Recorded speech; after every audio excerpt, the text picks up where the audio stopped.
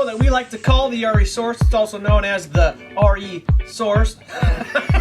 Or the RE Source, or the Resource, as a lot of people confuse it. Or the real estate source. Anyways, okay, here we go. So at this point, we've grabbed at least one buddy, if not an entire office, to do this challenge with us. Right. We have chosen our favorite go-to business generating tool, and we've also committed to speaking with at least 5 new people a day, or 10. Yeah. Now, remember, guys, we need to spend at least 2 of our 8 hours a day implementing our Yes. chosen method of generating business, and the best advice we can give you here in this too is proven by the corporate world.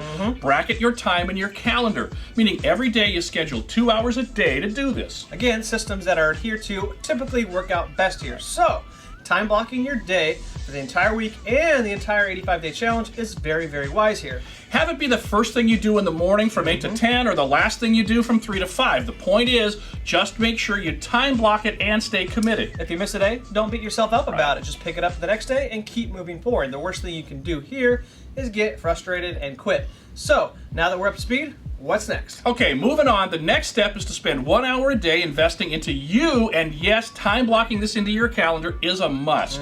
Now, we like to call it bracketing. It's a cross between branding and marketing.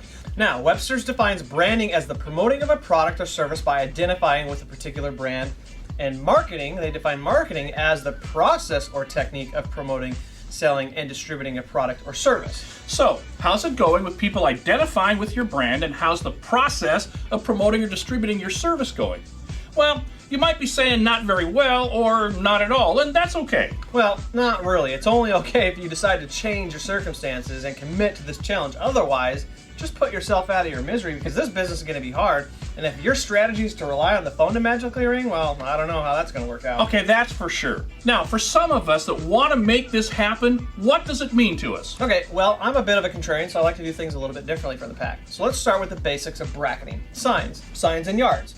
How is it that we have roughly 1 million realtors in this country, and almost all the signs that hang in yards all look the same? I mean, really, who decided this? Don't we all have different personalities? Yeah.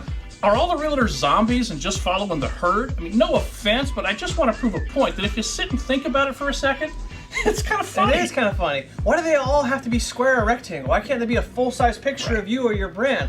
Why aren't they neon or something cool or eye-catching? I know the big brokerages have marketing standards, but most of them are cool as long as you use their logo and their colors. Yeah. The size, shape, location, that's pretty much up to you. How about the sign holder itself? That's really creative. 2 4x4s slapped together in a T-shaped form. How about something cool with color and shape? I don't care. Paint it like a barber's pole. Come on, this is your first impression on all those potential home buyers that drive by. I get it, guys. The home is what they buy. But trust me, individuality is lacking That's in for a sure. big way.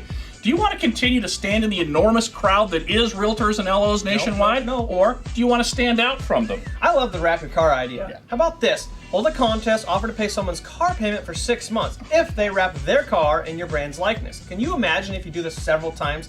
Your brand would be everywhere around town. That one may be tough on the wallet, but think about it, it's pretty cool. Look, the first 1 or 2 deals you get will pay for the contest and the wrap itself. Yeah. Imagine the amount of contestants that would enter the contest, and in the meantime, while the contest is going on, you can market with an email drip campaign to all the other contestants. That's a big one. How about something a little bit more scaled down? Branding hats or t-shirts have always been a tried and true method of promoting your brand for years. Billboards and radio are a bit more expensive, I get that, but look around and take a listen. Yeah. Many of the professionals that used to do radio and billboards, they've all but vanished. Seems like a good time to maybe jump in their absence. There are tons of ways to get your brand recognized. Pick one and implement it an hour a day. Tight on cash? Pound pavement. It only costs gas to go glad hand a few dozen people a day. Sure. Not the most creative method to spread the word, but arguably one of the most effective. Big key to your success here, you are your biggest enemy, and you hold the key to your success. It's in the execution and commitment to this challenge. We'll see you Monday, and we're going to wrap this thing up and check and see how you guys are doing. I'm Ryan Hills. And I'm Gary the Hawk Hawkinson. This is the RE Source, also known as the real estate source. the RE Source. Also known as the resource and the source and the